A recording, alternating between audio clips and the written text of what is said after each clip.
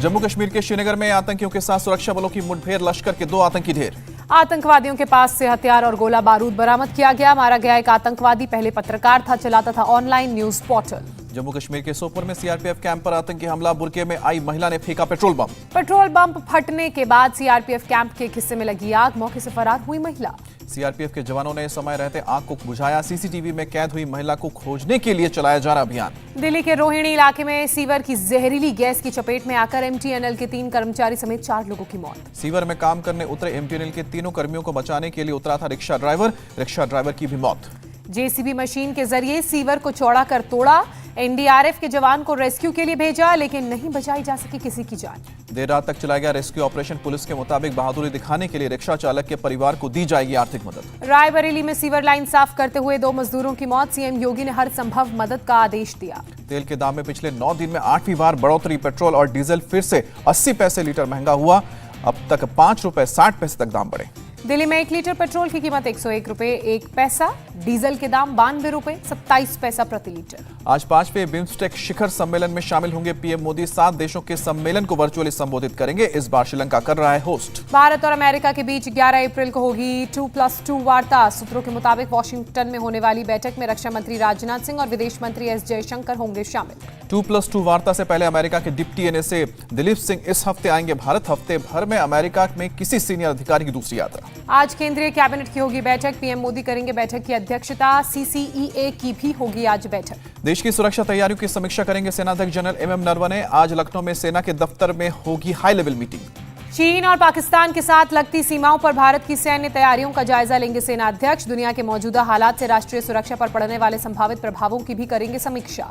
UP का नेतृत्व करने के सवाल पर एनसीपी और कांग्रेस आमने सामने। एनसीपी के यूथ विंग की मांग, कहा कि शरद पवार को यूपी लीड करने का वक्त आ गया है। कांग्रेस ने एनसीपी को दिया जवाब, कहा पवार बड़े नेता, लेकिन मोदी से मुकाबला सिर्फ सोनिया गांधी कर सकती हैं। शिवसेना विधायक तानाजी सावंत का कांग्रेस एनसीपी पर निशाना, कहा कि शिवसेना के साथ गठबंधन में द्वयम बर्ताव हो रहा है।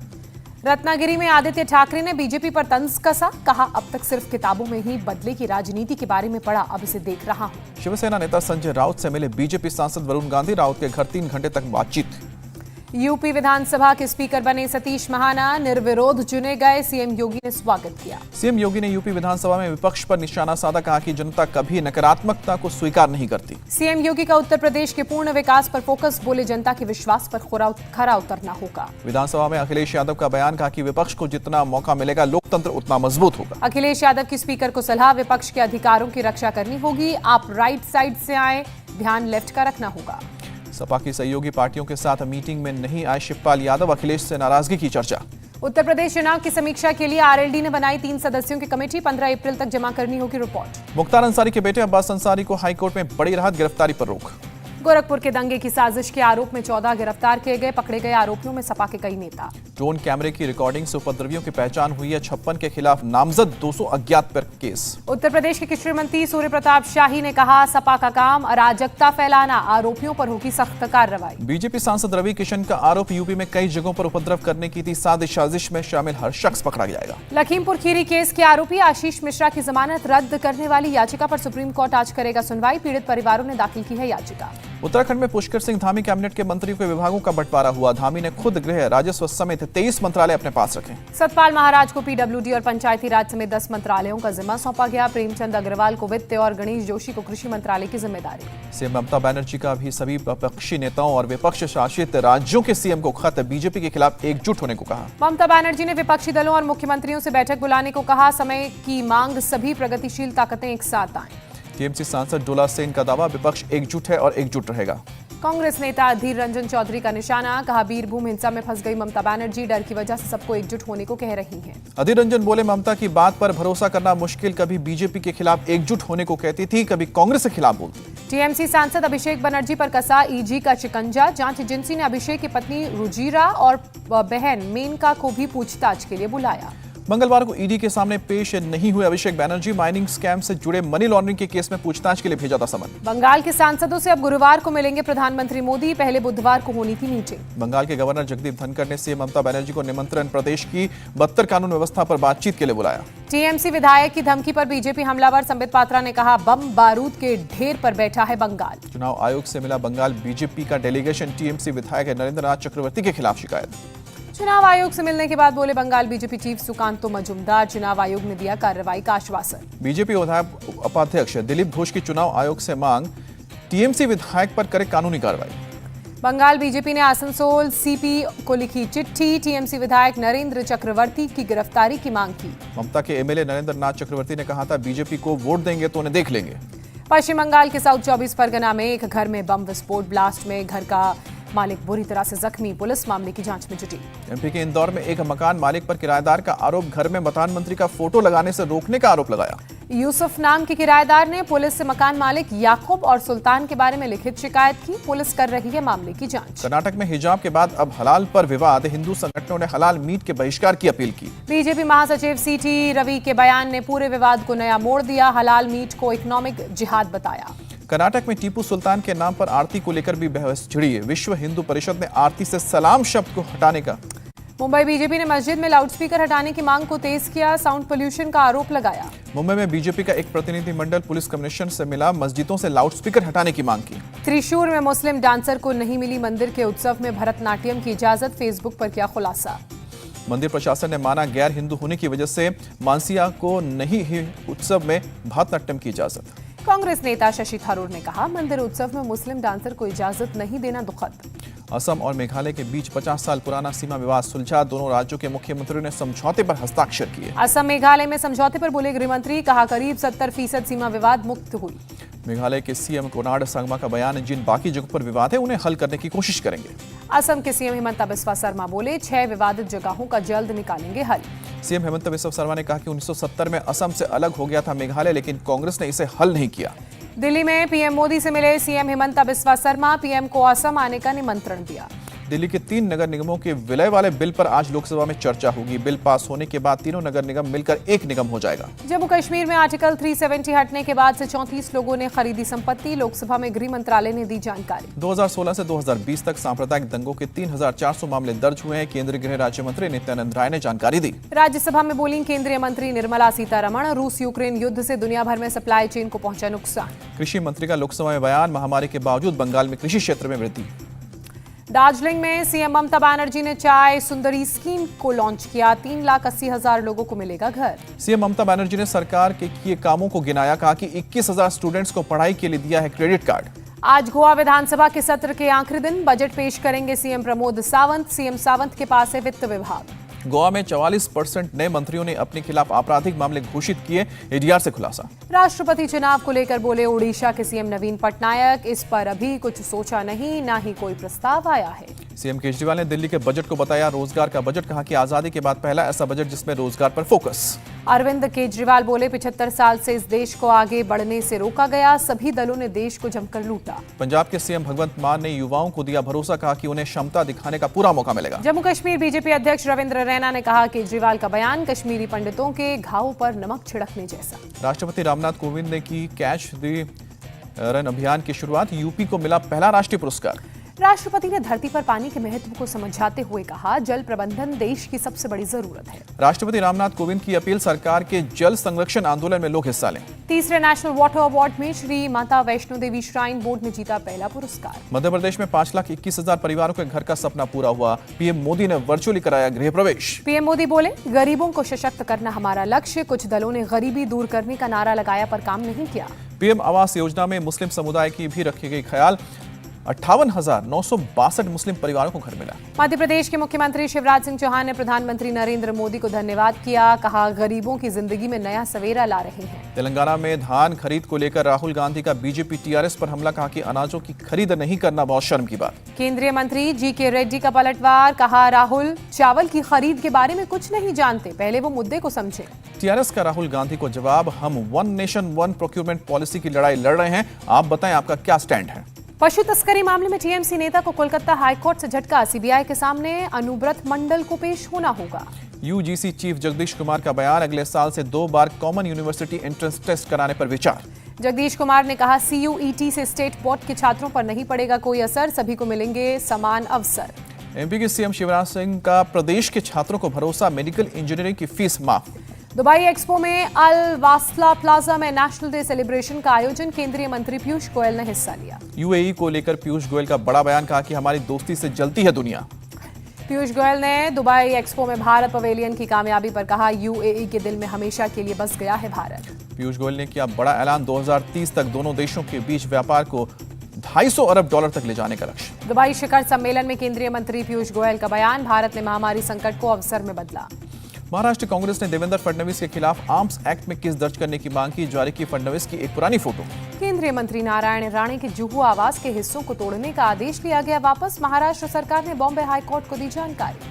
2 अप्रैल को दिल्ली में नए पार्टी दफ्तर का उद्घाटन करेंगे DMK chief Stalin, PM Modi को भेजा न्योता। मानहानि केस पर तमिलनाडु बीजेपी चीफ के अन्नामलाई का आरोप, डीएमके के लोग सवालों का जवाब नहीं दे सकते इसलिए मुकदमा कर रहे हैं। के अन्नामलाई ने कहा कि मानहानि का केस दर्ज करना बताता है कि डीएम की डरी हुई है, कोर्ट में मुकदमे का देंगे जवाब। दिल्ली में 24 घंटे में कोरोना के 95 नए मामले, किसी मरीज की जान नहीं गई। महाराष्ट्र में कोरोना के 103 नए मामले सामने आए, राज्य में एक्टिव केस की संख्या 960। स्वास्थ्य राज्य मंत्री भारती प्रवीण पवार ने राज्यसभा में दी जानकारी, कोवैक्सीन की बूस्टर डोज के बाद एंटीबॉडी में वृद्धि हुई।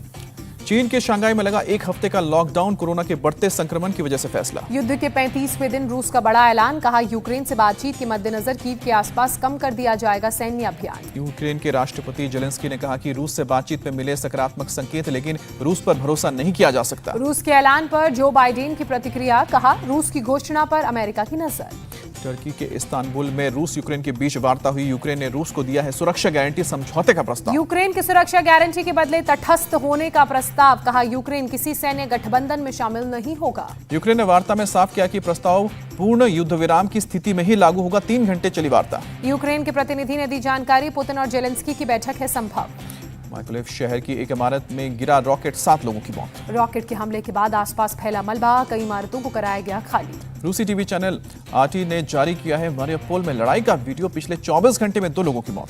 मारियोपोल को कब्जे में लेने की लड़ाई 1 महीने से जारी, अब हाउस टू हाउस फाइट कर रहे हैं दोनों देशों के सैनिक। इरपिन में रूसी हमले से चर्च क्षतिग्रस्त, यूक्रेन में अब तक 60 धार्मिक स्थलों को नुकसान। यूक्रेन ने इरपिन के ज्यादातर हिस्सों पर फिर से कब्जे का किया दावा, कहा सैनिकों का हौसला बुलंद है। कीव के पास यूक्रेन का एक सैन्य तेल डिपो बर्बाद हुआ, रूस ने क्रूज मिसाइल से उड़ाया। लवीव के पास यूक्रेनी सैनिकों को टैक्टिकल ट्रेनिंग एक्सरसाइज, छापेमारी, युद्ध की ट्रेनिंग। फ्रांस पहुंचे 1600 यूक्रेनी रिफ्यूजी, फिलहाल एक फेरी बोट में काट रहे हैं दिन। टर्की की राजधानी में रूस के खिलाफ प्रदर्शन, यूक्रेन से हटने की अपील।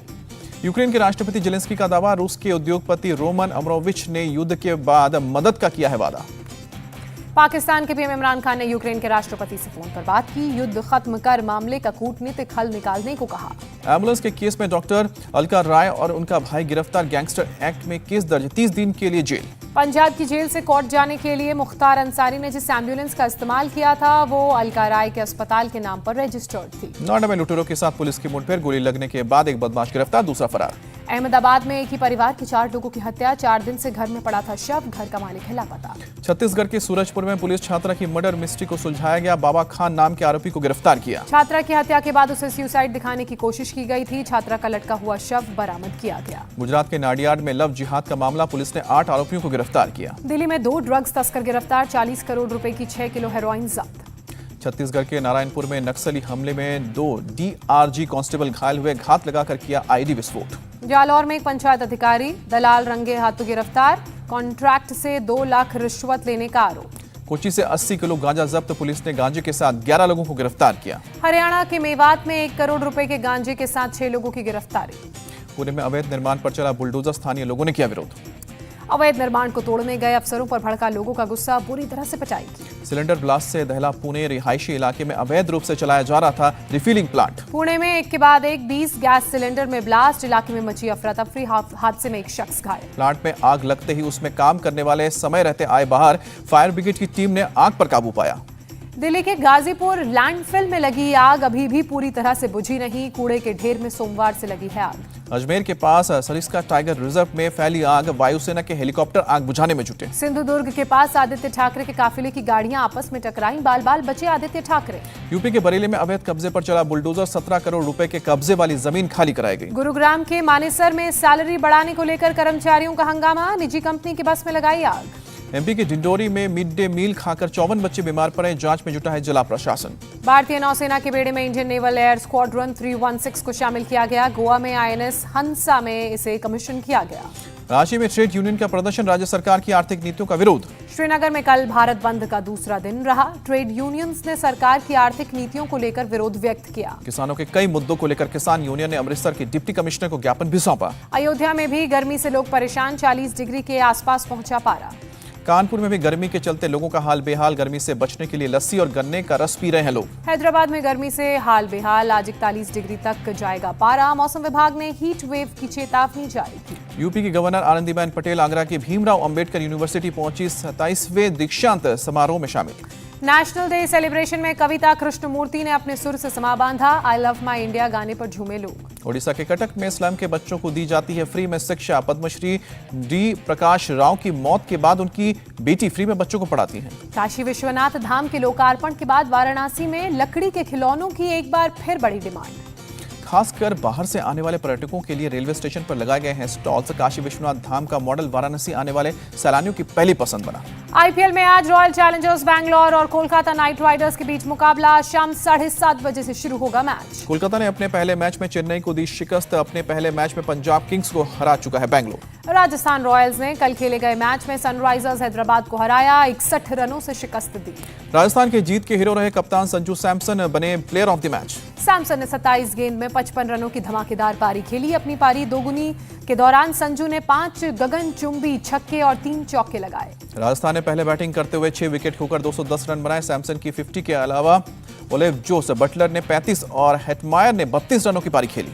लक्ष्य का पीछा करने उतरी हैदराबाद, 7 विकेट खोकर 149 रन पर ही सिमटी। हैदराबाद ने की खराब शुरुआत, 37 रन के अंदर 5 विकेट गंवा दिए। हैदराबाद की तरफ से माकम ने सबसे अधिक 57 रन बनाए। वॉशिंगटन सुंदर ने 40 और शेफर्ड ने 24 रन बनाए। राजस्थान की तरफ से यजुवेंद्र चहल ने 3 विकेट चटके। बोल्ट और प्रसिद्ध कृष्णा ने 2-2 खिलाड़ियों को पवेलियन भेजा। बीसीसीआई ने आईपीएल 2023 से लेकर 2027 सीजन के लिए मीडिया अधिकार के लिए निकाला टेंडर। बीसीसीआई को 50,000 करोड़ कमाई की उम्मीद। महिला विश्व कप के पहले सेमीफाइनल में ऑस्ट्रेलिया और वेस्टइंडीज का मुकाबला। बारिश की वजह से 45 ओवर का किया गया मैच। ऑस्ट्रेलिया ने 45 ओवर में 300 रन बनाए। ऑस्ट्रेलिया की अलीशा हिली ने 129 रनों की पारी खेली। हिंस ने 85 रन बनाए। बारिश की वजह से 45 ओवर का हुआ मैच। ऑस्ट्रेलिया ने पहले वनडे मैच में पाकिस्तान को 88 रनों से हराया। 3 मैचों की सीरीज में 1-0 से आगे ऑस्ट्रेलिया। ऑस्ट्रेलिया ने पहले बैटिंग करते हुए 313 रनों का बनाया बड़ा स्कोर। जवाब में उतरी पाकिस्तान की टीम 225 रन बनाकर ऑल आउट। ऑस्ट्रेलिया की तरफ से ट्रेविस हेड ने 101 रनों की शानदार पारी खेली।